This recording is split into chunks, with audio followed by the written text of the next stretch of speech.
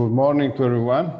My name is Marcello Scalisi. I'm the UNIMED director, and I have the pleasure to introduce this session dedicated an important priority of our countries at the moment. It's not only a priority for the Euro-Mediterranean region to talk about tourism, but at the moment it's a very important and challenging priority for all of us to try to answer to the needs of our enterprises and tourism sector during the COVID-19. First of all, let me say also a few words about UNIMED. It is a network of Euro-Mediterranean universities. At the moment, we have 138 universities from 23 countries of both sides of the Mediterranean region. We have universities from the southern Mediterranean countries, from Morocco to Syria, some universities from the Gulf. We have new university in our network from Iraq, which is a quite challenging issue for us.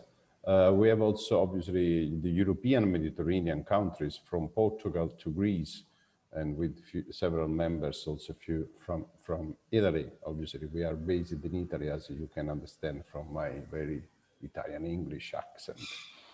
And we have also some participation from Albania and from Northern Europe, in particular from the Tampere University from Finland. UNIMED started in 1991, and this year we celebrate 30 years of activity, and we are preparing several issues to celebrate these important anniversaries for associations like UNIMED.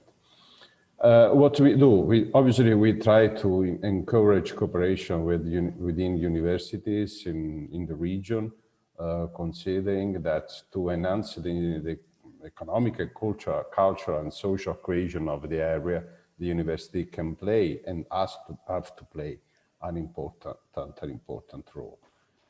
As I said, we have 138 members from 23 countries. We have 15 memorandum of understanding with important institutions. We have now 12 subnetworks that are in some ways working group inside of our network. 35 running projects financed by most of them by the European Commission related to the academic cooperation in the Euro-Mediterranean region. And our team is composed of close to 20 people, most of them based here in Rome. Three main priorities for us, three main strategic initiatives. First of all, we work to improve the autonomy of the higher education system in the region. As you know, a university without the right freedom, the right autonomy, is probably not in the capacity to act as a player in their own local society. Then we try also to encourage universities to improve their cooperation among them, in particular in the southern Mediterranean countries, to create this regional integration that unfortunately is not yet one of our priority, one of our main issues in the region. There is a lot of bilateral cooperation among southern Mediterranean countries and the European countries and European Union, but there is a lack of cooperation among them. And another important pillar for us is the social responsibility of universities, how to encourage universities to open the door to the society and also to act as an important player for the development of our community. We have some important areas where we try to act, in particular autonomy, as I mentioned, social responsibility. We are working a lot also in learning innovation. This was also independently by COVID-19, and now digitalization arrived in all our dimension of our life, and in particular in education, but it's something that UNIMED is working independently by this. Then we have a very important activity on the role of higher education in crisis situation. For instance, we wrote a very interesting report on the Libyan higher education system, but also we are working on refugees and migration issues, and then research and innovation, how to improve research and innovation in the Euro-Mediterranean countries. These are some units. I will go very fast on this. We work with our staff, and obviously thanks to our members, on a specific unit related to the academic mobility, for instance, or how to improve students' engagement in university life, how to improve, of course, intercultural dialogue in the Euro-Mediterranean region, talking about universities, and as I said, migration, and refugees, and governance, and so on. I mentioned our projects. We have 35 projects, more or less. These are the topics where act all our projects: governance, learning, innovation, refugees, and so on. And this project dimension is important, not only for the budget that obviously we have thanks to this project. In some case, we are coordinator, in some case, we are partner. But the most important issue is that projects are the way to do something concrete among us. And not only just to talk about the importance of the cooperation in the Euro-Mediterranean region. It's important that universities try to work together, to work on a common priorities, and to try to, through projects, obviously, to identify some potential solutions. We do a lot of projects in terms of capacity building, how to transfer competencies from one place to another.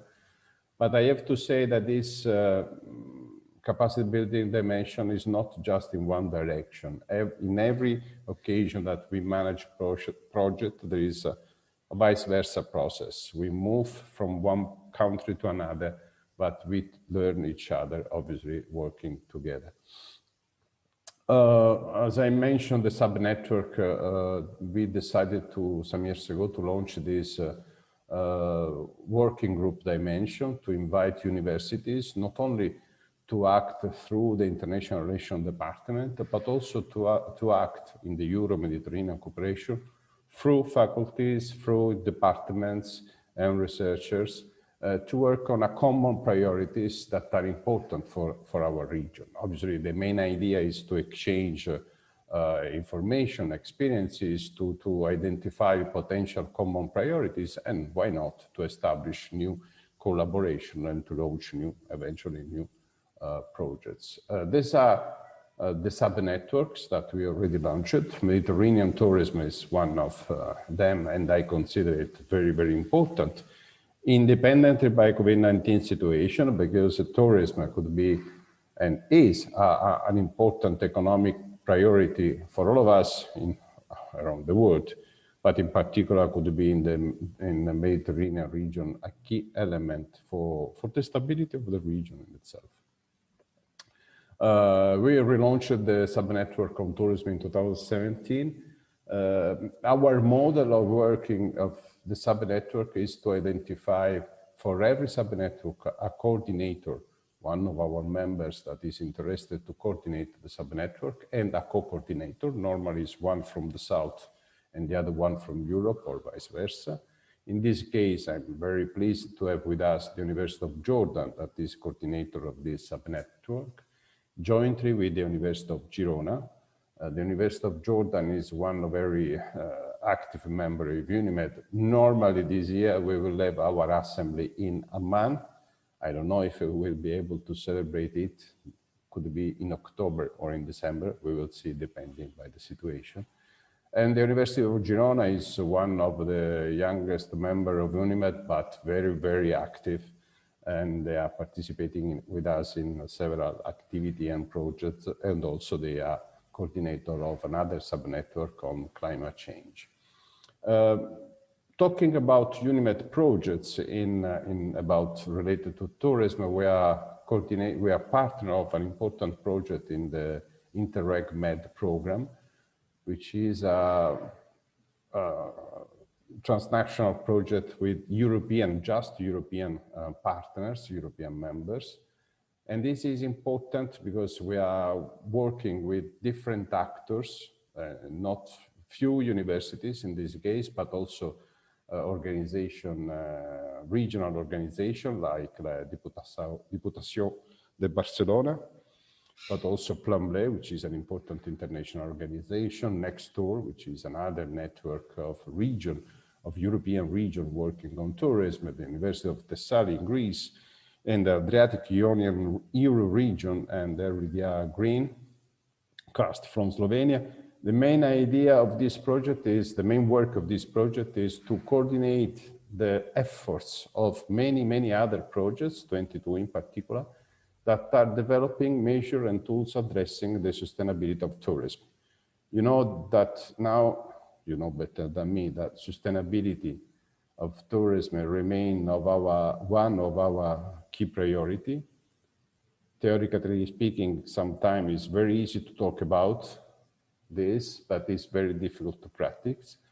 And I'm very interested to know how our subnetwork could propose, in particular in a region where we talking about tourism, we work on a different scale, on a different approach, how we could invite both sides of the Mediterranean to work together on this concept of sustainability. I think that I can stop here with this presentation. Thank you very much for your attention. And I will follow the activity of the workshop and in particular activity of the subnetwork to know more how we could cooperate on this very important priority. Thank you very much. Thank you, Marcello. And now we leave the floor to the coordinators, Professor Alazaizeh, followed by Professor Zerva. Thank you. Thank you, Emilia. Just 1 second, give me 1 second to share my PowerPoint.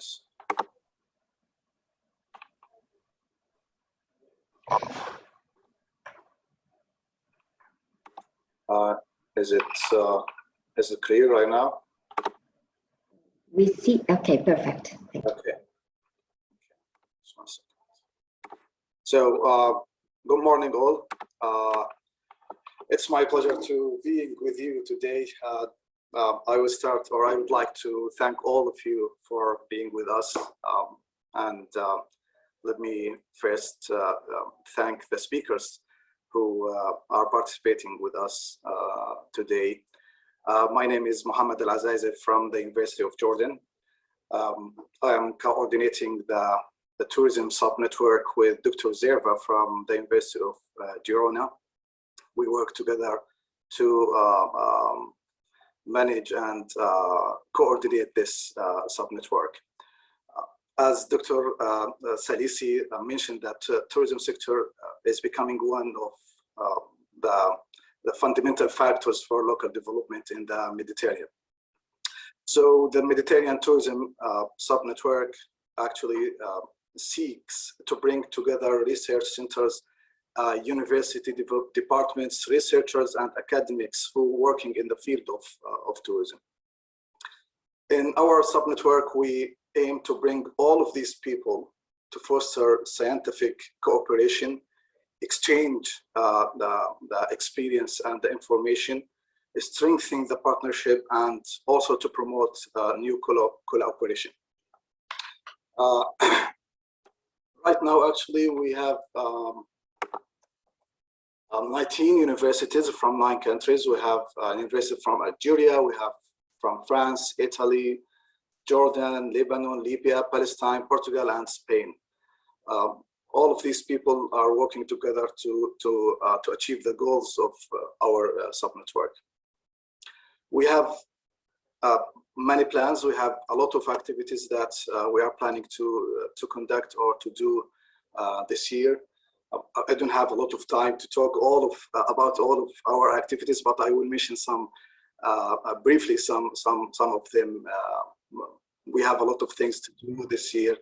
Some activities that we are planning is to conduct meetings for the subnetwork members to strengthen the collaboration and networking between the members. Also, to improve the flow of knowledge between researchers and professionals, we are planning also for organizing 2 thematic webinars. We are now still working in these webinars. We don't know, or we did not identify the specific topics for these webinars. Also, we will produce newsletters with contribution of all members. As I mentioned, I don't have a lot of time to talk about all activities that we are planning to do, but I hope you will enjoy this webinar. our first webinar for the SubNetwork of tourism. And now, I will leave the mic for Dr. Zerva to welcome the speakers and start the presentations. Thank you all. Thank you very much. Good morning from my part. I'm Konstantina Zerva from the University of Girona. Basically, I'm going to do a very small introduction of the topic of the webinar that we are starting today in this SubNetwork. You've seen all the title, Crisis Management During the COVID Era, the experience of the Mediterranean tourism sector. Throughout this last year that we have this pandemic, the word webinar has become very famous, and many webinars have taken place and are still taking place, especially regarding the tourism sector, which has been highly hit from this pandemic. So many topics have been discussed with many worries regarding destination management or accommodation, the new tourism profile, new tourism experiences, virtual tourism, concepts of risk perception, and generally global strategies for tourism management during this pandemic. So we see that generally the adaptation of the tourism sector is of high concern, and we still do not have a lot of certainty about what is going to happen, and therefore the discussion, the academic discussion, is ongoing. On the other hand, we are on the Mediterranean subnetwork, and the Mediterranean territory and area generally is a worthy representative of what has been mentioned a lot lately as a tourism crisis management situation, especially during the last 20 years, because considering the economic crisis that we had from 2008, the refugee crisis, terrorist attacks in various countries in the Mediterranean, and now the pandemic, it seems that the Mediterranean area has a lot to say about tourism management and crisis management. Even though still tourism is a very important element and a very important industry in the Mediterranean, but it is reshaping its way of existing. So it is very important to see how in this actual situation, this reshaping is happening and what kind of strategies different countries have applied or are applying. So for this reason, we have asked, through their expertise and academic and professional experience, we have invited experts from various countries and professional realities to share with us their knowledge and predictions about the future of tourism in the Mediterranean territory. So to start with the guest that we have today, we would like, of course, to thank and invite our first guest, which is Professor Dimitrios Buhalis, one of the most cited professors and academics in the tourism sector. He is a strategic management and marketing expert with specialization in information communication technology applications in the tourism, travel, hospitality, and leisure industries. He's director of the eTourism Lab and deputy director of the International Center for Tourism and Hospitality Research at Bournemouth University Business School in England. And also from April 2010, he was promoted to what is usually called as distinguished professor in other universities, professor number 2. This is a very short version of your CV, so I would like now to give the mic to you. Thank you very much for being here today. Thank you, Konstantina. Sabah khair, buenos dias, buongiorno, bon dia, alegria. I forgot the Portuguese colleagues earlier on. Great to be in the Mediterranean network from Mediterranean England. This is Bournemouth beach, and it's very Mediterranean, especially when the sun is out. Great to be with you, and I'd like to share with you some of the latest developments on the research that we are developing in Bournemouth University, and explain what I see, how I see technology and smart tourism in particular helping the tourism to go out of the crisis. Now, Mediterranean tourism, as some people who know, I'm Greek, so I've spent most of my life caring about Greek tourism, but also I've done a lot of work in Egypt, worked with the government in Egypt some years ago. I've done work everywhere in Spain. So I'm very, very close to most of the Mediterranean region. Now, just the promotional bit, I'm finishing the Encyclopedia of Tourism Management and Marketing, and I'm editing the Tourism Review, which have got enough information about these things. I think this is the most critical graph that it has taken me about 35 years to develop. And basically, when we're trying to understand tourism, we need to understand tourism in a holistic way. So here you've got the tourism system where you've got traveling regions, you've got the tourism destination regions, and you've got the transit region. And you've got resources coming in and value co-creation coming out. So this is what we call the tourism system. Now, the tourism system requires the basis, and this is the pyramid, and a lot of my colleagues in Egypt will recognize that. And it is about planning, management, and strategy. It's about understanding market forces. It's about understanding all the exogenous variables that they are changing our environment. And it's about the technologies and the infrastructure that create the info space where we operate. So this is part of my introduction to the encyclopedia and my statement, but I think this is the epitome of tourism science and the developments that we've got so far. And this year, because a lot of people have got an opinion about tourism, I had to bring them back to tell them exactly where are they referring and how does it all get together. Because if you're taking one bit of this, the balance goes, and therefore the tourism industry is getting off balance.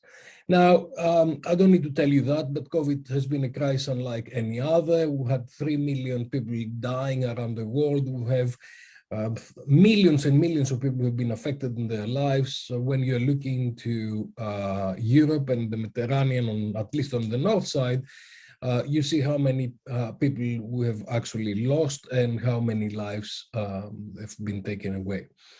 The message I'd like to give you is that it's not over yet. I'm afraid that it isn't. And what you see is that it goes in waves, and you see in different periods, it's really getting worse. And after Christmas, it was probably the time that we were losing more people than ever before. It's not over yet. We're all very tired. We'd all like to go back to 2019, but this is not over yet. And you can see what's happening here in terms of where things are changing. And you can see the UK is actually improving dramatically because of the vaccines and because of different other things. But you can see Brazil going really, really bad right now. India is coming next, and Hungary, for some reason, is not doing very well. We need to understand this on the background in order to be able to move forward. It's a war, and it's really, during wars you've got casualties, and a lot of things are destroyed. And these are our heroes. These are the people who have been giving the battles on the front line, and we've lost a lot of these battles. We really want to go back to 2019 and to see the growth that we're experiencing. And you can see that tourism is very resilient. You can see we had 30 fantastic years that the curve was growing and growing and growing, even at the most difficult kind of situations like SARS or the economic crisis in 2009. Tourism was very, very resilient. Now, the WTO is kind of predicting that we are either going to be minus 55 on a good scenario or minus 67 on a bad scenario for 2021. I think we need to realizing that we don't need to go back to 2019. 2019 is gone. We really need to start thinking about 2022, 23 with a horizon of 2030. What has happened in the last year and a half, there has been a lot of transformation in people on how they live, how they behave, how they engage, how they communicate. Digitization has gone really, really fast. And I think we're going to a very different industry from what we left in 2019. And if we're really honest with ourselves, do we really like all the things that we're doing in 2019? We probably didn't. And I'm not talking about all this kind of talk that's coming out about slow tourism, sustainable tourism, and things like that, because a lot of people have just discovered these things. But we need to do them in a clever way to provide sustainability for our communities. We really need to take our measures and strategies to look after our communities. Now, this familiar picture to many of you, this is Bournemouth University with a lot of British Airways flights, aircraft being parked there. And this is what's happening on the front line. People are really doing heroic efforts to actually recover and start again. These are my heroes, and you see them around the world. And actually, not only they are offering tourism services, but they're doing a whole range of different things to support the medical people and those people in need. There's a restaurant in London that just have donated 100,000 meals to people in need and to the medical professions. So from the beginning of the COVID, I came up with the brace, brace, brace, and because a lot of the industry was kind of, didn't really understand where we're going, and nobody really believed that it's going to be a year and we're still going to be dealing with these things. But I said from the beginning, we really need to start looking into humanity, solidarity, leadership, and resilience.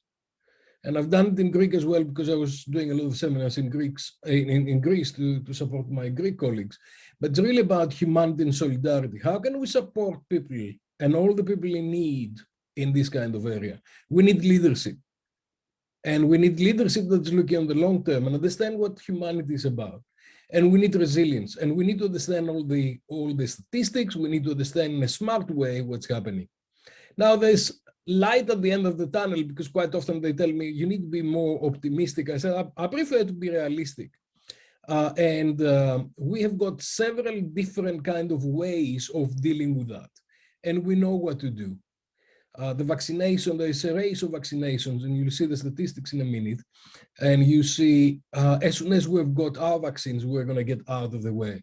When you look at the vaccination rates and the race, you see that Israel is very much ahead. They had 119% vaccination, then United Arab Emirates, then Chile, Bahrain, UK, and then Europe is about 25%, Greece 24%, I think Spain is 27%. We really need to take that fast forward as soon as we can, and we also need to prioritize the tourism people who are on the front line. We also need to become much more democratic as far as vaccination is concerned. Until everybody is vaccinated, we are not safe. Boris Johnson just announced in the UK that any flight that's coming through Dubai and United Arab Emirates is going to be on the red list, because these hubs will be the absolutely critical hubs, that there'll be a lot of people going through there. So it doesn't matter if in fact you are coming from Dubai back to the UK, because you may be coming from a very infected area and just transferring in Dubai. So we really need to make sure that until everybody is vaccinated and we've got immunity around the world, we've got an issue. Now, there's some good news that domestic tourism is booming in several places. And I know that people will be crying in Spain and in Greece and several other places to say, look, the domestic tourism is not enough to sustain our business. We all know that. But I think we really need to do what we can do and survive. It's survival for the time being, it's resilience, okay? So take whatever you can from the communities and the markets that are close to you. This is Bournemouth. The British people, they're just realizing how beautiful Bournemouth is. And actually it is very beautiful if the weather is good. If the weather is not very good, it's beautiful in another way. And then we've got the New Forest that's next to us. Greece is getting ready too, and this is what they are promoting. All you want is Greece. We know that, but I'm telling you in a cheeky way, because I know that many people would like to go to Spain. I'd love to go to Egypt and to some of my friends. And this is something else that a friend is promoting in Greece. They're just looking about the cherry roots and the flowers that are coming out of the cherries, and they are just bringing the domestic tourists out to move around as much as they can to look into new attractions. Think about innovations, think about what can you do and how you can engage with these things. I said earlier, governments need to prioritize aviation for access to vaccination, and Singapore is doing that already. So Singapore Airlines, all their crews are vaccinated, and a lot of other areas are doing that. There's a big discussion about the vaccination passports, and I think passport's a big word, but kind of certificate. The Greek Prime Minister brought that forward, and these are my 3 passports really, and I keep traveling with them, and especially when you're going to African countries, you need yellow fever vaccination, several other things. We've got what it takes, and we need to do it.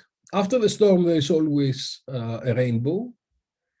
And I think those people who survive are those people who are capable to have a very strong competitive advantage, and they've got the opportunity to actually move forward.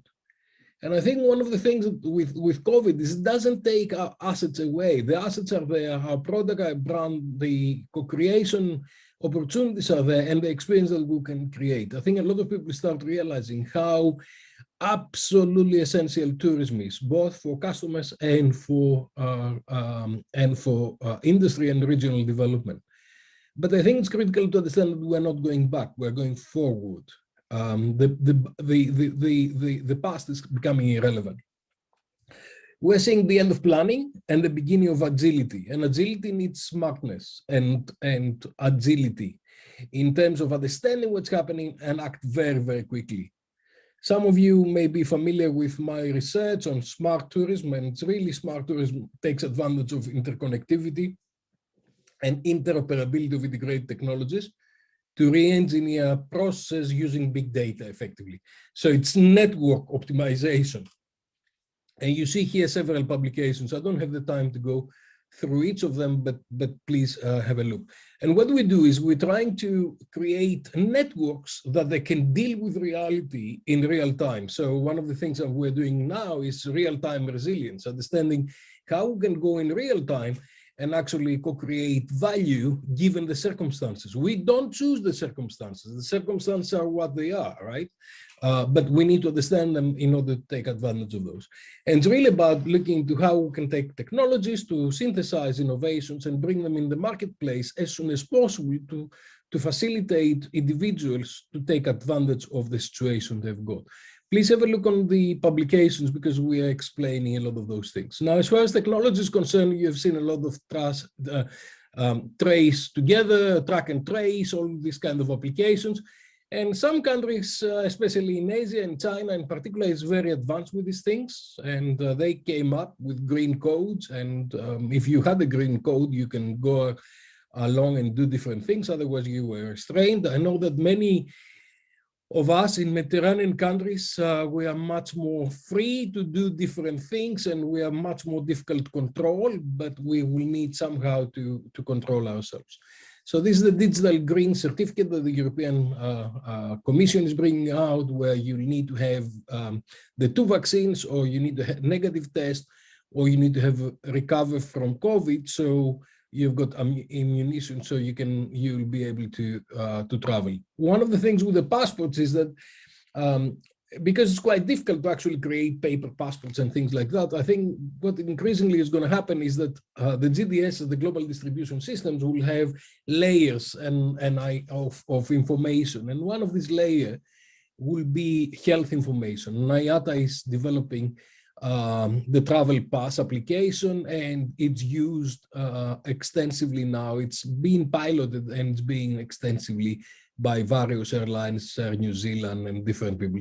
Singapore Airlines 308 on the 17th of March was the first flight, the first passenger using an IATA travel pass that arrived in London, didn't have to quarantine.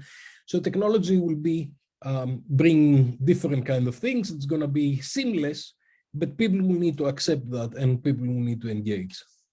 Now, technology will also enable us to control different things of our environment in terms of, controlling television, controlling menus, ordering food, and doing a lot of these things. In fact, this is not coming because of COVID. Those of you who have traveled in China, you would realize that this is a reality, it was a reality 2 years ago. But what's happening is becoming much faster all over the world because of COVID, because of the digitization progressing. And gradually we're going to get to situations where you're going to have self-driving cars, drones, and autonomous kind of things using artificial intelligence to move around. And some of these things we are looking to my new book on gamification for tourism, because what we'll do is we'll need to find new ways of explaining the destination and engaging with people using technology. And gamification is a fantastic methodology for doing that. So we are going to be able to actually engage the customers in real experience using all kinds of new technologies. And as I said, these are not a lot of, these are not new things. This is when we're traveling. I was in Hangzhou in China, and this is my best friend, this little robot here, was following me around, could speak English. We had conversations. The Chinese staff didn't have the same level of English competence. And that is often the case in Spain, in Egypt, and many other countries. So you really need to think out of the box. And you need to think how we are going forward to 2022, 23, and 2030 in the longer term. Plan for the worst, hope for the best, and be smart and be agile.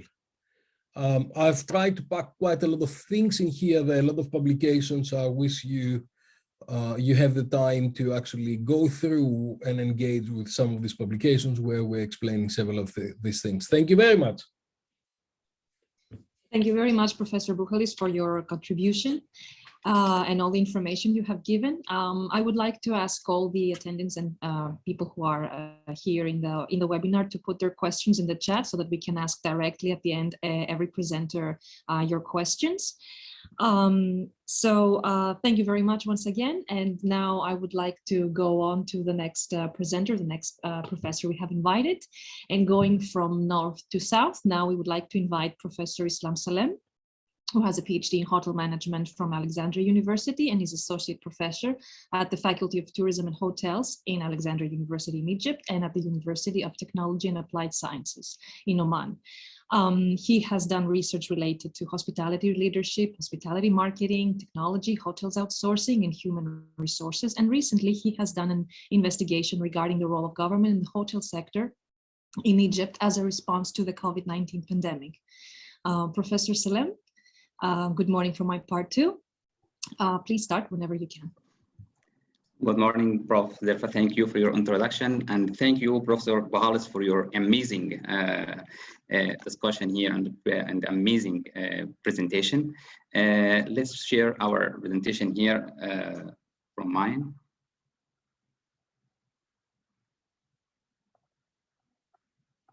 Is it clear now? Yes, thank you.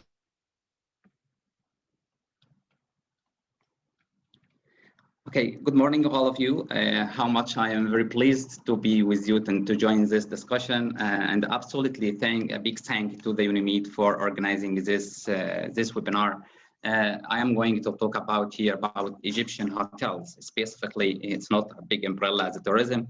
So if we have from my section, I am going to talk about here overview about Egypt, then what about the initiative from the government, and what about the practices from hotels itself, and about recommendations from recent studies which I already have taken this year.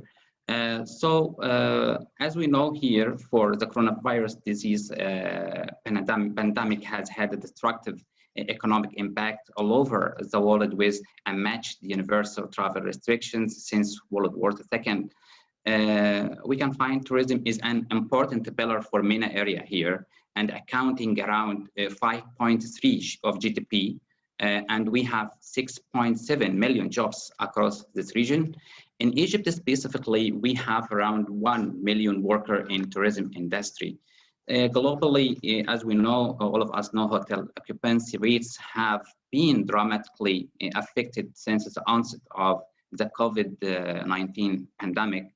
If we have overview about Egypt here, we can see in 2019-2020, Egypt tourism revenues in 2020 decreased 70% to $4 billion, as the number of travelers to the country fell from 13 million in 2019 to 3.5 million last year.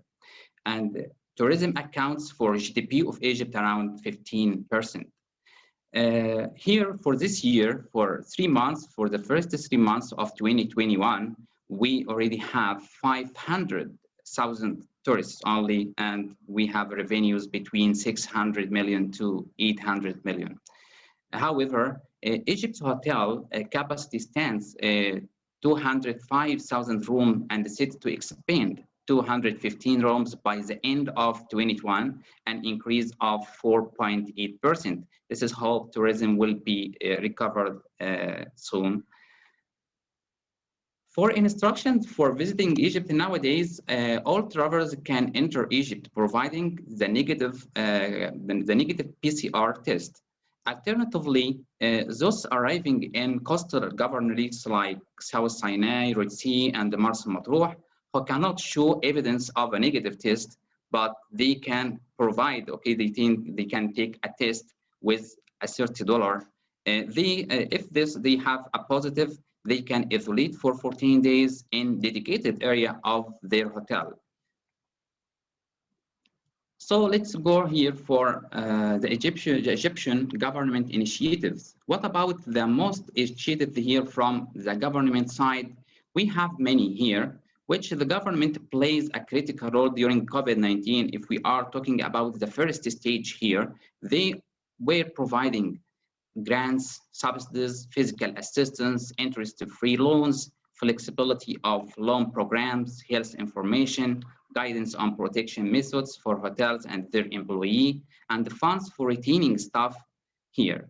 But if we are talking about a specific period here, for example, if we are talking about the period from March till June 2020, we have here some initiatives. These initiatives related to major areas. These areas are financial policies, health and hygiene, workforce and training, promotion, roles for hotels to start domestic tourism. If, for example, going into financial policies, what about the role of government here? The role of government here, okay, a lot, which they already has postponing payments without fine, exempting paying this rent, postponing utility payments, minimizing the real estate taxes, and others. The most important for health and hygiene, they have many areas, okay, or many lines under health and hygiene, like obligating hotels to implement disinfecting practices and to follow WHO guidelines handbook. And also they have other companies like SGS and Crystal to make here discussion for anything related to these points. For workforce and training, we have hotline for complaints and inquiries, setting strict penalties against illegal treatment of workforce, training of employee about precautionary and preventive practices.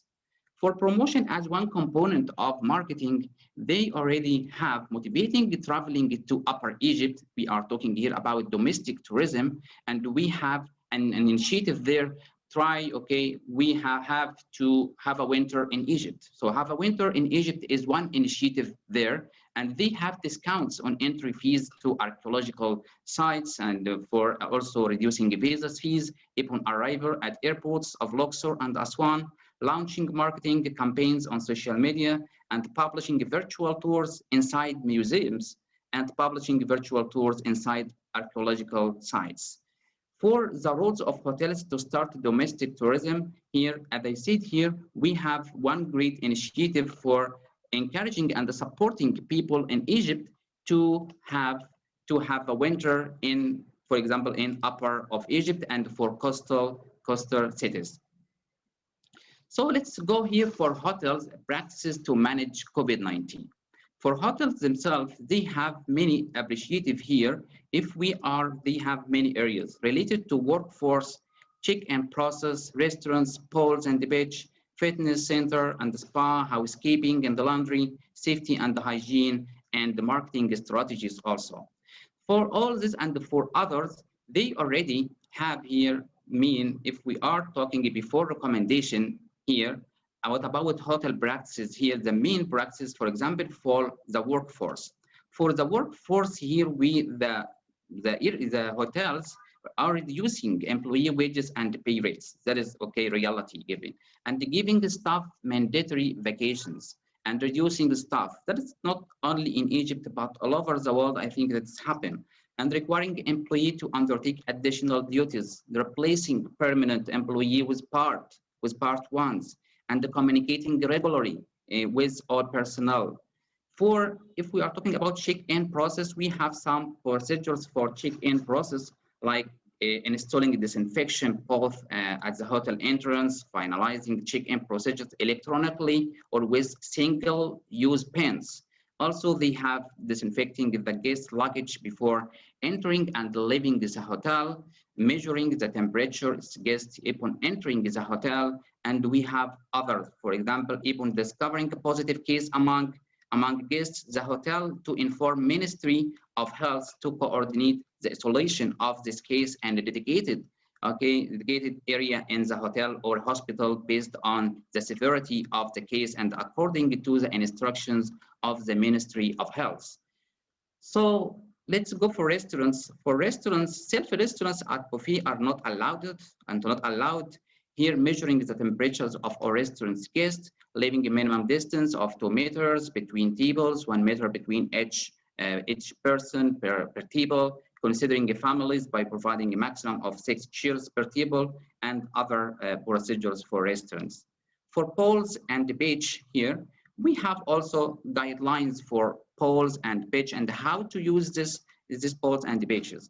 Here we can find regular maintenance and disinfection of the poles and using a maximized chlorine, for example, leaving a 2 meter distance between each sunbed, delivering used beach towels in the rooms to minimize human contact and minimizing entertainment activities on the beach and poles. For fitness center and spa, we have also some guidelines here for fitness center and spa, like disinfecting all touchable areas on hourly basis and entire fitness center after the use of guests here while maintaining the proper distance between the equipment. Showering at the gym facility is not allowed here. Jacuzzi, sauna, steam, massage are not allowed also. Cleaning and disinfecting all bathrooms within the fitness center facility on hourly basis and clothing the shower area. Outside guests are not allowed to enter a hotel or for spa, sorry. For housekeeping and laundry here, disinfecting rooms daily using policy procedures and following a Ministry of Health instructions, cleaning and disinfecting all touchable areas also for handling. And we know what about the crucial role of housekeeping, how to make everything clean and sanitized. This is very important. So laundering linen and beach towels using a high temperature and disinfecting the laundry machines. And we have interactive and innovative equipment nowadays for housekeeping. The important point here is about safety and hygiene. For safety and hygiene, all hotels in Egypt follow the instructions and the guidance of WHO handbook, which was already published in August 2020. And besides this, the Ministry of Health obligated all hotels to have another company to monitor what about the safety, the hygiene in these hotels, and we have a health certificate per each hotel when they follow all these instructions. Almost of hotels in Egypt, they have already contracted with SGS companies, crystal companies for hygiene, sanitation, and food safety. And these practices were applied not only for back of the house, but for front of guests to reassure them they will enjoy a cleaner and safety and safer stay. And the hotels active their emergency procedures, perform health screening of staff and implementing cleanliness and disinfection protocols. We have continuous hygienic training, health and safety procedures, and food and beverage safety programs in accordance with the current food safety recommendations also applied here. Hotels install new hygiene equipment, special filters, chemical sterilizers, masks, and the gloves also happened here. Hotels provided the necessary products such as disinfecting products here and hand sanitizer and facial tissues and others for all guests and employees to take accordingly.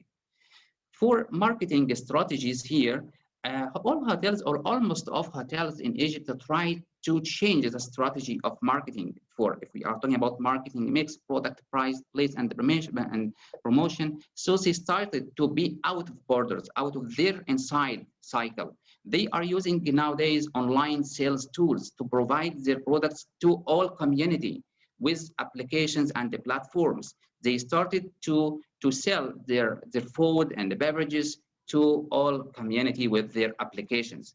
Hotels implemented marketing strategies targeting new market segments, promoting the marketing and advertising campaigns, providing more discounted rates, providing special offers for different services, focusing on loyal customers, and using electronic marketing and distribution channels here, and building social customer relationships.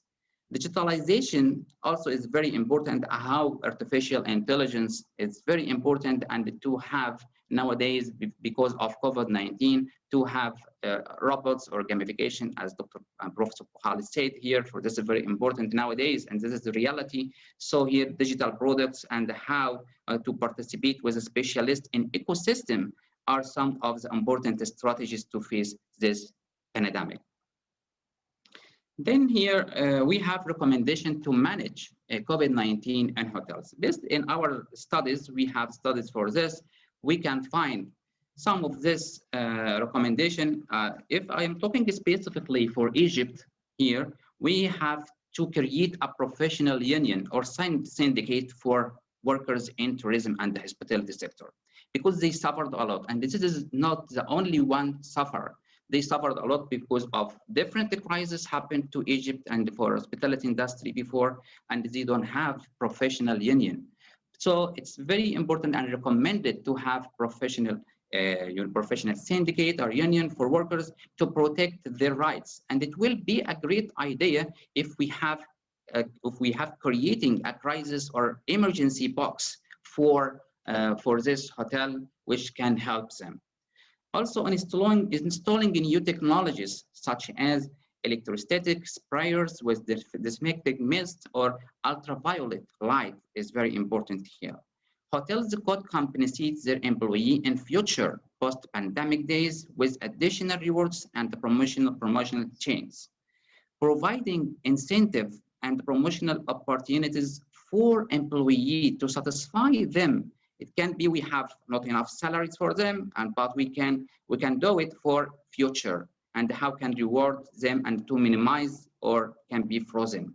So government should provide funding for advertising and launching and promotional campaigns. So it is very important here.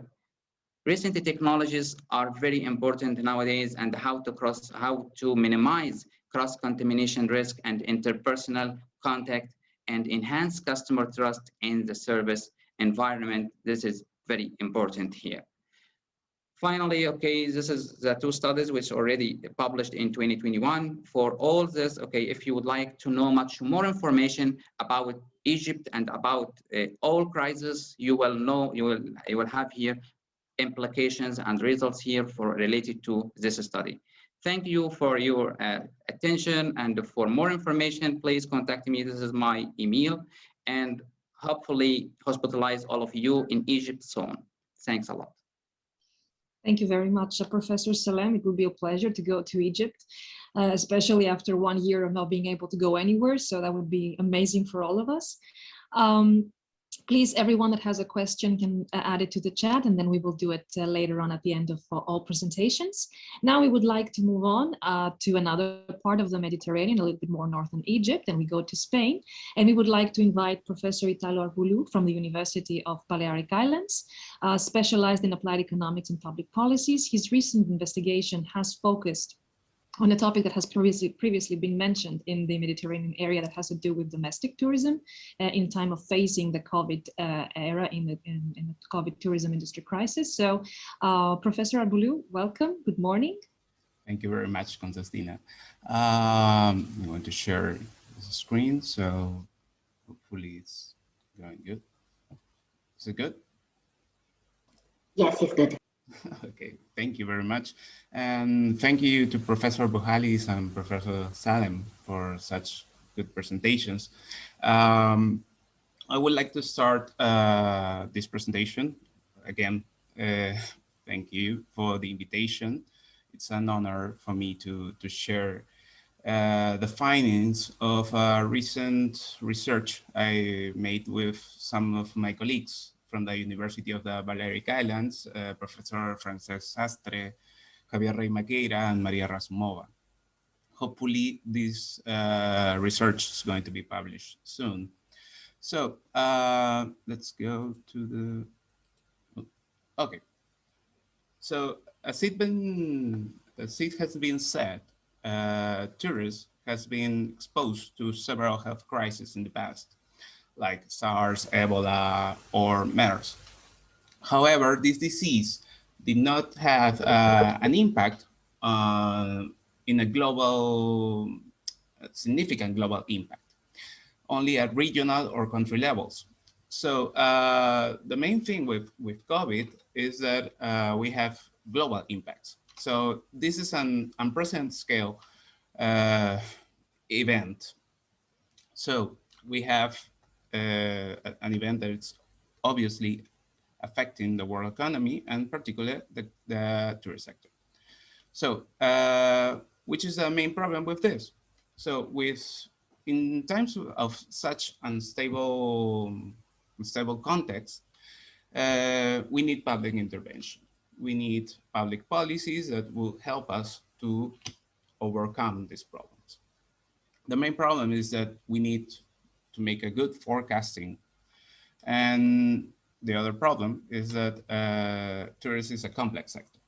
So a small change in one parameter in this complex system will make a huge impact on different variables.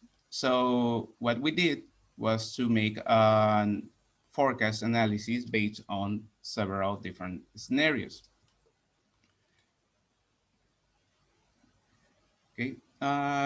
Okay. So the main idea here is that tourism industry is highly sensitive to crises and disasters, but in this case, the main focus of academic research has been on exogenous risk and natural or socio-political disasters. But in this case, we have a health hazard, which obviously is affecting the tourist flow. And this means that the damage to the flows will produce production losses, supply chain disruptions, macroeconomic feedback, and mainly long-term consequence for economic growth. And why tourism is so exposed to this kind of to health crisis? Because the nature of the system. First, many tourist workers require proximity to provide their services. Second, tourism is centered on movement and social interaction. So we have a higher risk of contagious during this movement. In the third case, we have also that it's highly labor intensity, and most of these activities cannot be performed remotely. Okay, and in the fourth idea is that the policies that control virus propagation, like lockdowns, has been useful to reduce, to control the virus spread, but in these policies, the tourist sector is not considered as an essential sector. It's not an essential sector. Okay, so in this figure, well, we took it from a study from Rio Chanona, and that it's for the United States, but it's useful to see the idea about demand and supply shocks regarding to pandemic. As you can see in this part of the figure, most of these activities belong to the tourist sector. Okay, so the main concentration of the activities are in the third quadrant, and this shows that the tourist sector is highly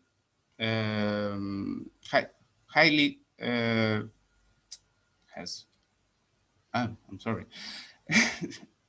has has higher risk from the supply side and the demand side, according to this virus. Okay, so another thing that is important to highlight in this graph is that many of these professions has a lot of stress during the high seasonality. It's a high seasonal industry. So we have a problem here because there's an additional risk. If contagious policies like lockdown, for example, are close to high season, this risk can increase, obviously. Okay, so what we did for this research was to analyze what would happen to Balearic Islands economy in the case of COVID-19. So when we start this research, we had a lot of uncertainty about several factors. The first one was to understand what would be the effect of fear in tourist arrivals. Fear of contagious, and not only how deep will be this impact, but also how long will be this impact. On the other side, we also know that COVID-19 will lead to, obviously, to an economic crisis, which will lead to an income reduction. So we will also like to know which would be the impact of the income loss on tourist arrivals to Balearic Islands. And third, we use 4 different scenarios of social distance policies. And we use these kind of scenarios because social distance policies not only depend on what Balearic government will do, but also about what other emitting regions will do as well. So we check for an alternative scenario of a severe lockdown, another scenario taking into account only domestic tourism, another scenario with safety corridors to one of the main tourist markets, like Germany, and another to United Kingdom. Okay, so we took data from different studies to understand, or to have empirical distributions on income elasticities, on the expected GDP fall, and also with external shocks, and how long does the effect of fear taken in other kind of diseases, like which are not exactly COVID, but also to other diseases. And what were these effects on other destinations? So we made a simulation on tourist arrivals, and then to the expected tourist spending to fall. And we use this fall in an input-output model to get the impact on gross value added and unemployment. So these are our simulations. We started with a base scenario in 2019, and we make simulations for in the 4 different scenarios from 2020 to 2022. In the 4 alternative, severe lockdown, which would be the worst case scenario, to alternative D, which is the positive scenario. We use these tourist arrivals, and with these simulations, we could capture with what would be the impact on GDP, on the Balearic GDP, according to the input-output tables. So our best case scenario show a reduction in gross value added for around 25%, and in the worst case scenario to 32% approximately for the year 2020. And we have also the same simulations for the 2021. So the main idea behind this is that these kind of simulations are really useful to analyze situations of high uncertainty, and this kind of methodology, it's useful to calculate the same impacts on other destinations. The results are useful also for the Balearic government to understand not only what would be the impact on the whole GDP, but also which other sectors would be affected as well for COVID-19. So you can take some special policies like ERTES, I'm going to go back just to show you, but not only the impact on the total gross value added, but also which other sectors in the Balearic economy would be affected as well. So with this kind of information, you can take better decisions. Why? Because in Spain, we have something that's called ERTE. So if you know how this impact will be spread along other economic sectors, you will have the possibility to make better protection measures. According to the results, scenario B, which is just domestic tourists, shows that actually it's an important driver for destination resilience, as Professor Buhalis highlighted in his presentation. And on the other side, scenarios C and D shows that there's a considerable impact for tourist recovery regarding to safe corridors. Scenario C was safe corridor with Germany, and scenario D was a safety corridor with Germany and United Kingdom, just to remember this. So when we make this kind of simulations, we show the impact of generating a safety corridor with emitting regions. But as we know, the safety corridors are not easy to generate.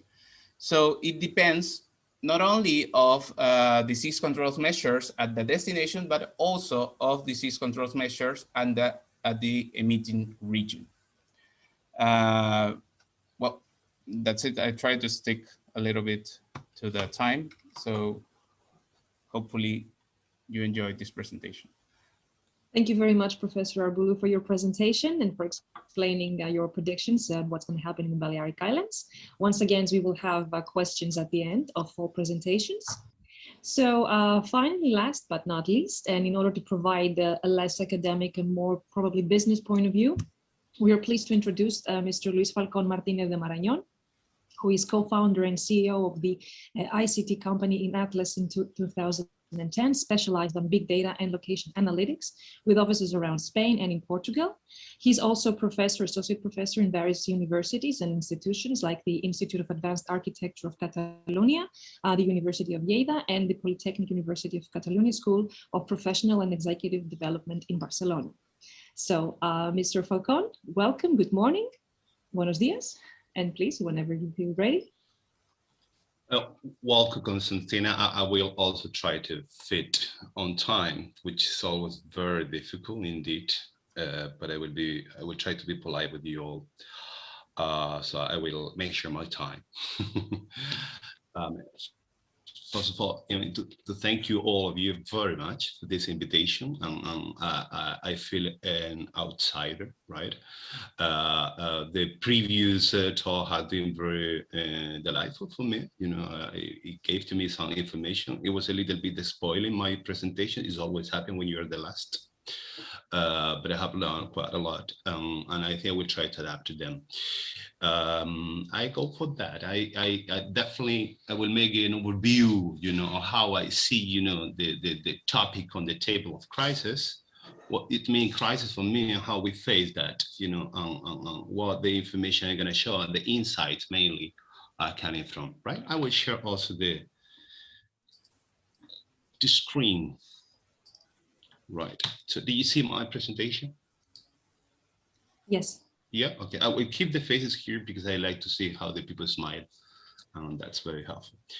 Right, I call my pitch crisis strategies versus contingencies, right? Because I think we're in a time of contingencies, right? That's exactly how we face this crisis, which is not the same of the previous crisis we have had. But I think when we always have a crisis, we have to face that with the strategies. And the strategies are not designed from today or the last year on. I mean, they are being built since many years ago. So I don't think we have to do anything new or different that we have been or trying to be doing the last year, for those who have been trying to do it well, of course, right? So I call it the pitch of tourism, a new paradigm, right? Yeah. Let me see if this works. It does, right? I brought this slide that you also show somehow. The Professor Buhalis showed a very interesting one that it was showing exactly how in 2021, you know, this is going to be the only time ever, or this is the only time ever that the constant growth that we have from 60s, which is 4% average, you know, a year, it has been affected to 2021 because we have download, you know, to a minus almost 80%, which is totally unprecedented. The previous people have been talking about that, so I will not go long, but keep into account what's happened, you know, in mobility on 2008, right, which affected, you know, just slightly, you know, tourism, but also, you know, in 1933, you know, when the federal crisis we had, this almost didn't touch, you know, the growth. So tourism is not in crisis, right? The crisis is territorial, you know, as the Professor Arbulú mentioned, right? It's territorial, you know, because indeed tourism works as a thermodynamic system. You know, when there is a crisis somewhere, the people go somewhere else. The people move, mainly based on three things. The first thing is simply population. As the population grows, tourism grows. The second thing is middle class. As the middle class grows, tourism grows. And the third are mobility and connectivity means. As the mobility means growing technology and speed, tourism grow, because mainly tourism is not about leisure, it is about mobility, and we'll keep growing in mobility enormously. The key point is how sustainable we are, but we will keep moving around. So then we will have this contingency, these 2 years, and the people will keep growing on mobility. That for me, the important message. Tourism is not in crisis. In 2 years' time, we will have the same number and growing again. The thing is how we will be each territory on that race, right? Second slide, of course, the slide that the Professor Buhalis showed, and I think it's clear that never before we have had such a dramatic, you know, lack of mobility, I would say, you know, lack of tourism, lack of mobility mainly, you know, but probably in 2004, 2002, you know, we will be there, right? The interesting thing as well is that the GDP also has a dramatic, you know, down, but the real GDP worldwide and the forecast, it won't be, you know, more than minus 12%, minus 15%, which is the highest level. Keeping tourism minus 80%, right? So it's a matter today of mobility problem rather than economic problem, and even less, we don't have a finance problem. So the capacity to overcome, you know, the numbers we had 2 years ago, definitely it will come. We want or we don't want, right? Then I come to the second point, is that what we are exactly in a shift on the Industrial Revolution, right? As Carlota Perez, that you might know, he's teaching in Tallinn, he's pointing out, the theory that every 50 years we have an industrial revolution based on 5 phases. The first phase, is the eruption of a new technology. The second phase is the Gilded Age, growing up, these technologies applied to any kind of economy. The third phase is the turning point. It's where the previous technology, in our case, the industrial technology, the industrial age is touching to the current age. This turning point is where all the crises appear.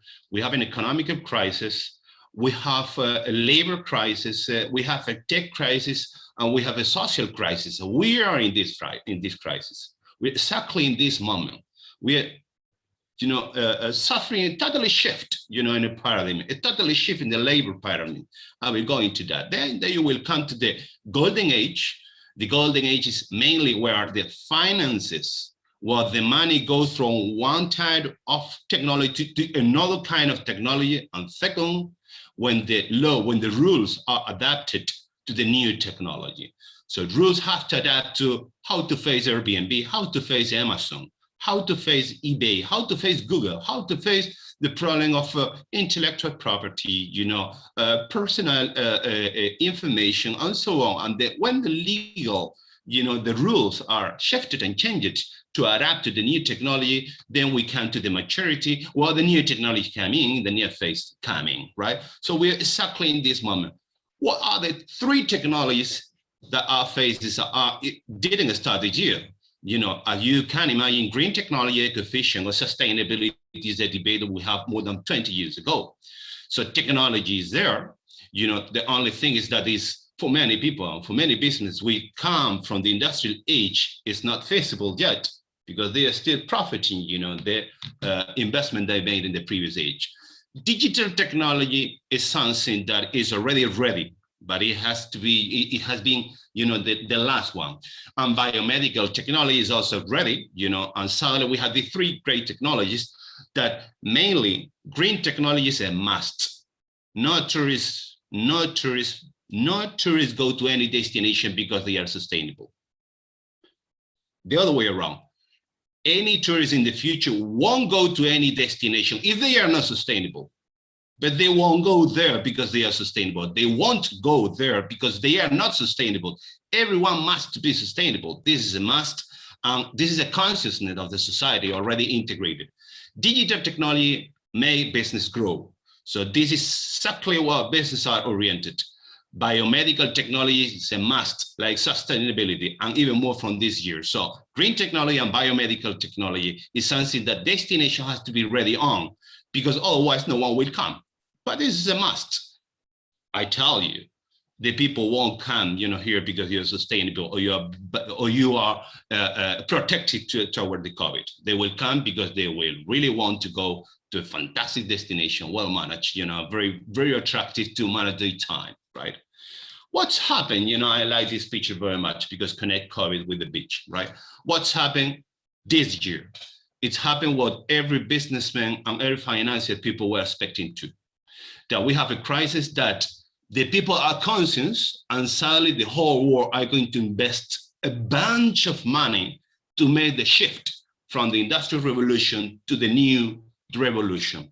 Because everyone had that technology, but no one has been able to finance the shift of paradigm. So now no one is complaining because suddenly the European Union is going to spend 772 billion euros to become more sustainable. The public is going to pay the bill and no one is going to complain because we are looking forward to go out of this crisis. So the public is going to pay the bill of sustainability. The public is going to pay the bill of digital technology growth. The public is going to pay the bill, that, of the biomedical advances. The public is going to pay. The public means all of us. And no one is going to complain. So it's not really, a crisis. It's an opportunity to make the shift from one side to the other, right? So I want to fit on time. It's already 10 minutes long. I will go to to tourism, right? So Spain's 1.7, 170 billion euro, So now I will count how is going to be the shift of this new paradigm, or how we focus, how we face, this new paradigm. Of course, the strategy of Copenhagen, the end of tourism as we know it, right?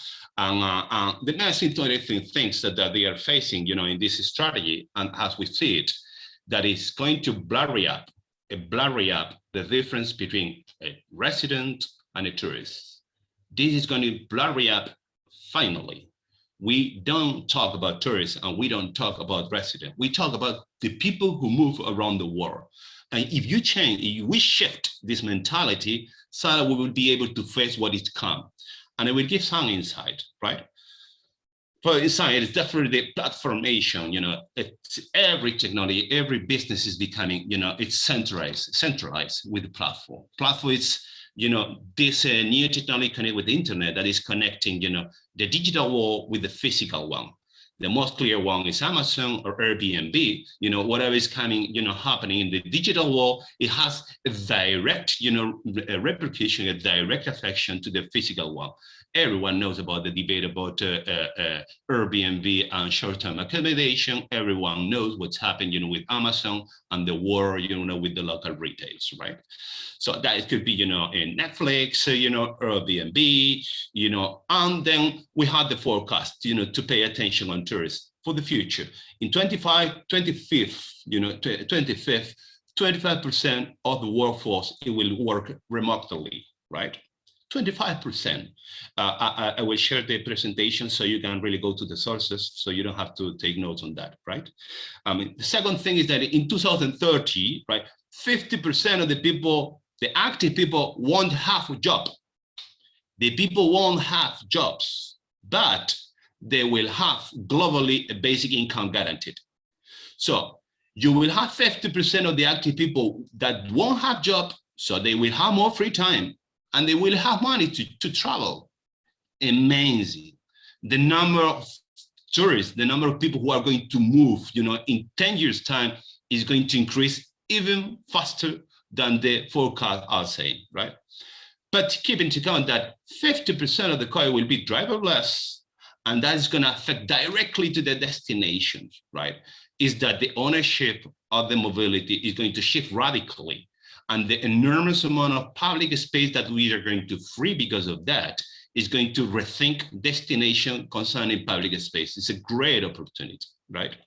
More insights. 1 billion people will be digital nomads by 2035. Digital nomad, 1 billion people. Now we are 9.8 billion people, 7.9 billion people in the world. So 1 billion people will be digital nomads. So they will be not living in one place, traveling around the world in different places. This is an enormous opportunity to tourism and accommodation industry.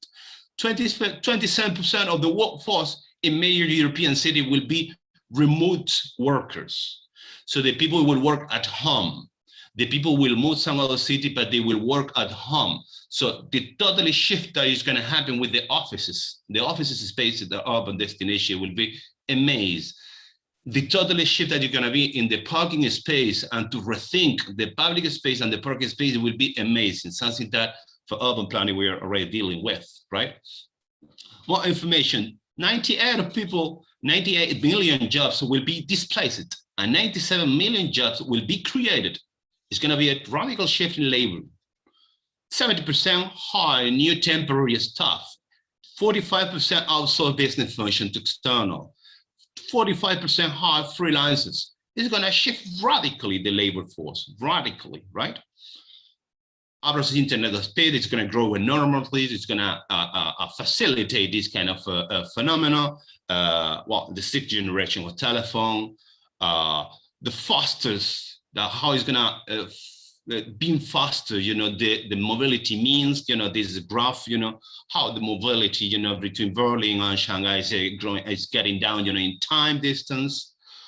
And then definitely we'll have like a 75% less time because the new technology airplanes are faster than sound, right?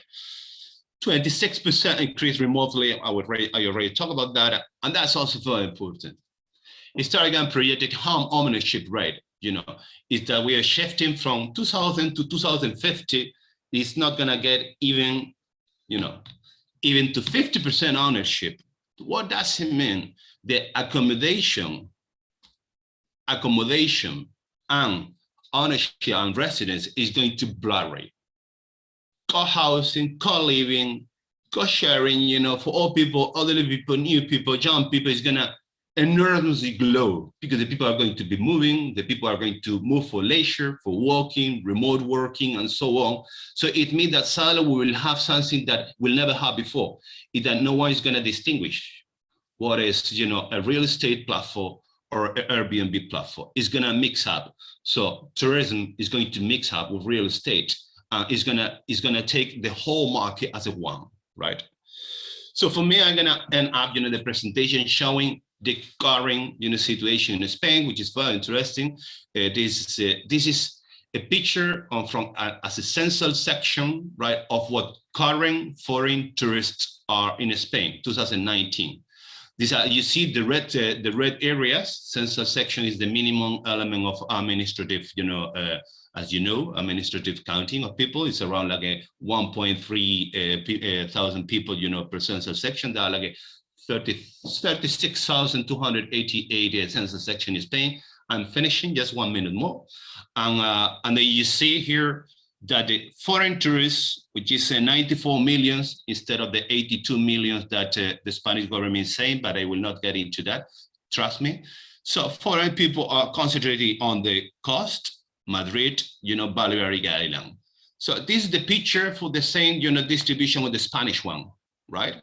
The Spanish tourist, which is 193 millions, and I won't talk about that, it's around the whole, country.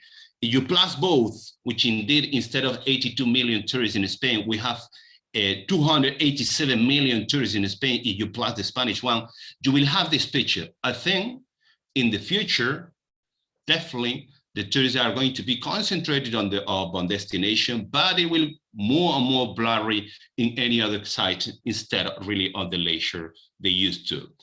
The last message, I think we're shifting from the end of tourism to the end of citizenship. Thank you. Thank you very much, Mr. Falcón, for this presentation. I'm sure many questions will also come up here. So I would like to thank you once again, all four presenters, for your contributions. And now I would like to pass to Dr. Alazaizeh for the questions that you have already written to the chat. Thank you, Dr. Zerva, and thank you all for your interesting presentation, actually. I have some questions from the participants. I will read the question as we received from the attendees. The first question is for Dr. Buhalis from Stefano Di Cantis. What about the privacy issues in controlling pandemic with technologies using tracking at the international level? Pros and cons. Difficult question. And the evidence actually shows that COVID doesn't like privacy. The countries that they've managed COVID and pandemics in the best possible way are those countries that they are putting less emphasis on privacy. China, Taiwan, Korea, some of the countries that have done it. Having said that, I keep hearing about the privacy thing, and I'll ask the person who asked the question: do they use Facebook? Do they use Google? Have they seen what Google Maps is collecting about them? All of these applications are collecting how long did you go, where did you go, how long did you stay, what kind of ice cream you had. I like pistachio ice cream, by the way, so people will know. And I give GDPR so people will know that I like pistachio. So what's happening is that a lot of people are concerned about privacy, but privacy is gone with all the applications that we're using. We keep providing information about our private life.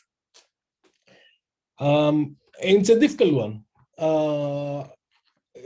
but effectively, a lot of, if you are flying, privacy is not there, because a lot of people do not know that after September 11, when you go for a flight, before you get your boarding pass, when you do check-in online, there is a 6 or 7 seconds process where they are checking whether you're on the wanted list or whether you are free to fly.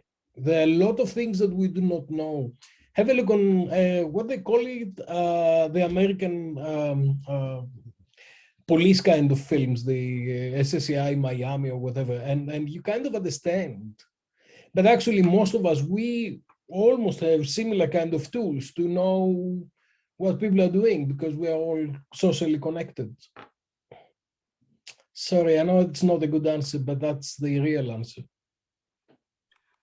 Thank you, Dr. Buhalis. Actually, the privacy issues is very important these days because of the using of technologies and other, as you said, social media right now is uncovering us for the people.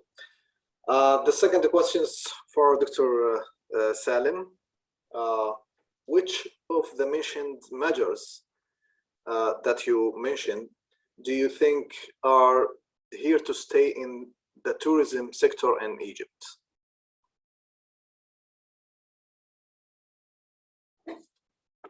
Your mic is mute. As I talked about Egypt here, we already did 2 studies here, for one qualitative and one quantitative study about Egypt. For Egypt, we have, as I said, initiatives from the government and another initiative from hotels itself. But the problem is nowadays, what about people or about travelers here? If we are talking about, if I'm sure, for international tourists when they are coming into Egypt, I think vaccination is the solution nowadays. For Egypt nowadays, they have a priority nowadays for all employees in tourism industry, starting from airports, from in hotels and tourism companies, to be vaccinated. And this is a very important point here.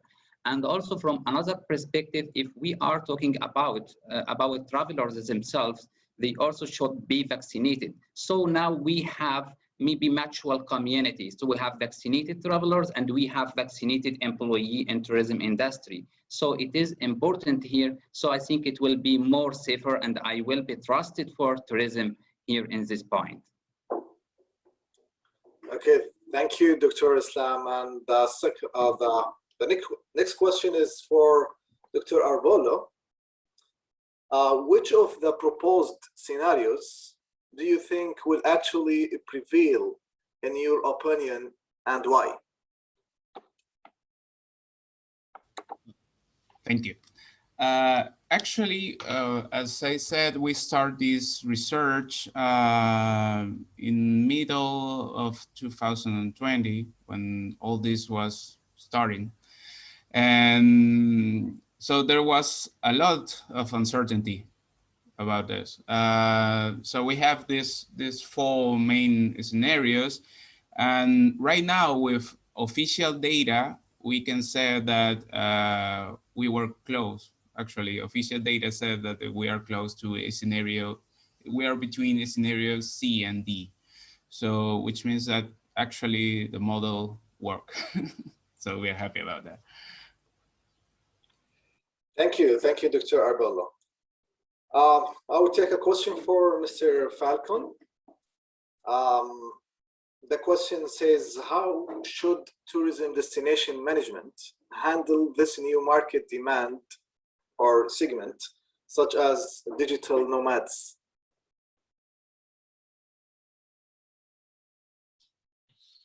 Well, I mean, I would say that first, it's not a task from only destination, it's a task for any city.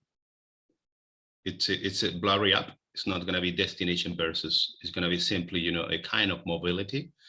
The second thing that I already experienced on that, I think Gran Canaria, it's one of the cities which is leading, you know, this kind of gaze or view on these new mobility people, right? And they are making quite well. Definitely, they have a totally different logic that the accommodation as we know it, they have totally different needs. There is a fantastic, a web page that is somehow profiling these people and giving a lot of data for any kind of destination worldwide. That is called Nomad List. It's a nice web page, exactly to profile these people. But I think it's simply, you have to face that as you face any kind of a profile, any kind of segment, luxury segment, gay segment, LGB, right? Or any kind of segment. They have their needs. I simply have to face that. It depends how you really want to specialize your destination to focus that. Yeah, but they are an enormous growing market, very feasible, very well educated, with a lot of money. Keep in mind they have, about average income worldwide, amazing, and they really like to travel on those places where the money is more feasible for them. So it's an enormous opportunity worldwide. Yeah. Thank you, Mr. Falcón. Actually, I don't know, Emilia, do we have another, do you have a time for another question? Think that if we can steal some minutes more to the speaker, we have some more questions, very brief, but if it is possible for you, it would be great. Thank you. I have another question actually for Dr. Buhalis from Golan's Hagdadi. The question is, I want to ask Dr. Buhalis that, in your opinion, the best solution for COVID-19 pandemic is smart tourism? Is it smart tourism is the solution for pandemic? What do you think? I think the best solution for COVID is to stay alive. And to stay alive, it's quite complicated right now. And I think you need to be resilient, and you need to be resilient both as a business and as an individual. And to stay alive, you need to take care in terms of the health situation. So not bring danger to yourself and to others. Because the problem is that it's not only that you commit suicide if you're doing the stupid thing, but you're actually killing a lot of other people. It's a weapon. It's a war. And I think I'm getting a little bit tired of explaining to people that it's not about let's go back to what we were doing and understand what the challenges are. So we need a range of different tools to actually stay alive to begin with in terms of the health situation, and then stay alive in terms of the financial situation and the tsunami that's coming forward. I think Luis raised a whole range of things. I probably agree with 60–70% of what you're saying, but I fully agree with the fact that the future will be different from the past. And when you're traveling to the East and Far East, in China, in many different developing communities, you're just seeing a whole range of different things that are happening there. And I think a lot of people in Europe, in some traditional kind of markets, we are very complacent. Egypt is the same thing, You go to Egypt and people say, we've been here thousands of years. The Greeks are exactly the same. But a lot of the guys in the East, they go far they are growing so fast because they've got to grow so fast. And they're using all kinds of new innovations to do so. Having said that, we have got a whole range of tools and we've got a lot of experience. I'll go back to Egypt because I love the country, and there's nobody better in the world to do crisis management for tourism than the previous Minister of Tourism in Egypt, Hissam Zazua. Hissam has actually dealt with so many crises in tourism that nobody else has ever done. Okay, so there is expertise on those things. But what we need to do is we really need to bring all this expertise together. I admire people who are trying to do predictions and look into the impact of those things.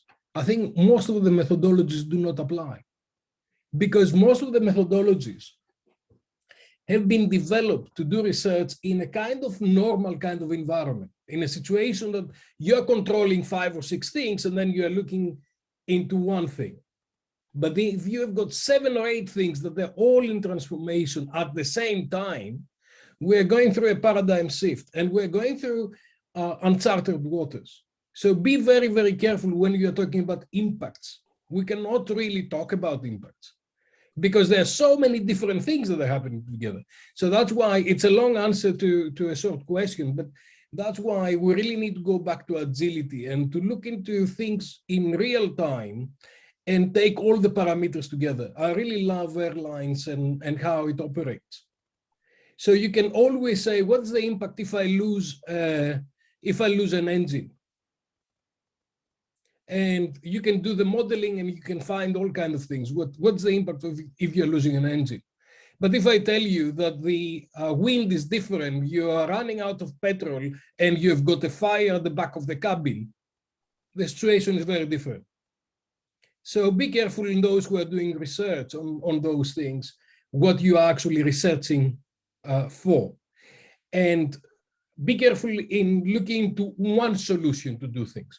I was just reading a couple of days ago something that's called the Swiss cheddar, the Swiss cheese approach, and it was on the BBC, because it said, look, a cheese has got different holes, and that is stopping COVID may go to from one hole, but may stop in another one.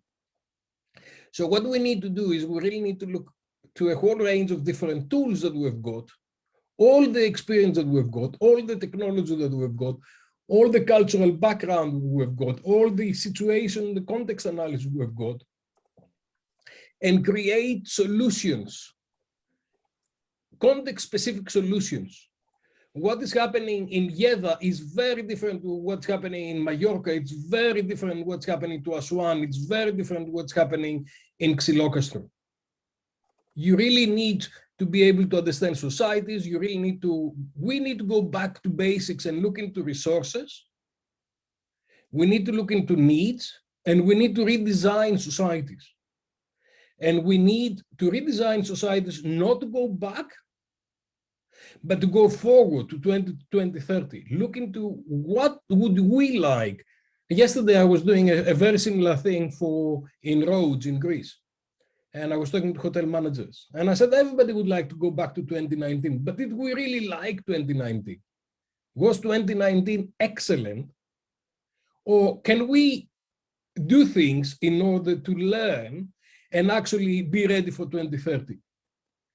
And it's a mindset change. And that's why I showed you this picture with a mirror. Please do not drive looking at the mirror. You're going to have an accident. I tell you that. Drive by looking forward and making sure that you understand what are the conditions of the road ahead.